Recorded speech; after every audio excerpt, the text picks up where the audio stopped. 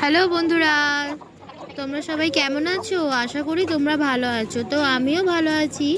আজকে আমার লাঞ্চ মেনুতে ছিল গরম ভাত, আর এখানে ঝিঙে আলু দিয়ে মাছের অল্প একটু ঝোল, মানে সেরকম পাতলা ঝোল না, অল্প অল্প গ্রেভি দেওয়া ছিল।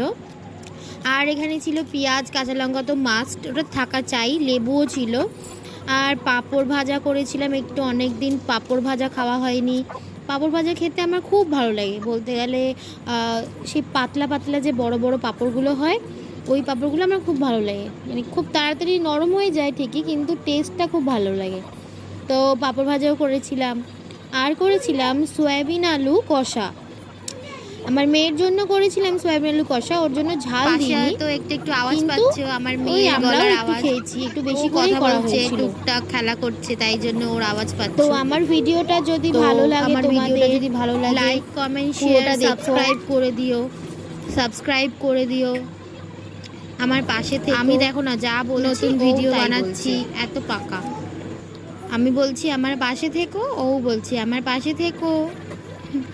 খুব দুষ্টু।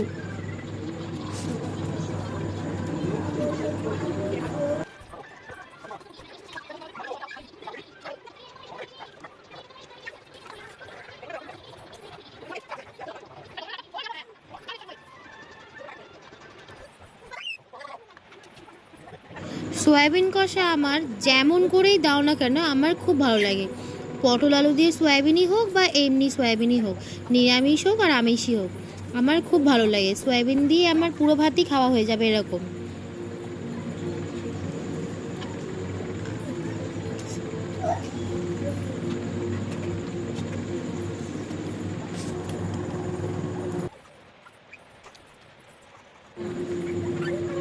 Thanks for watching. টাটা আজকের মতো। কাল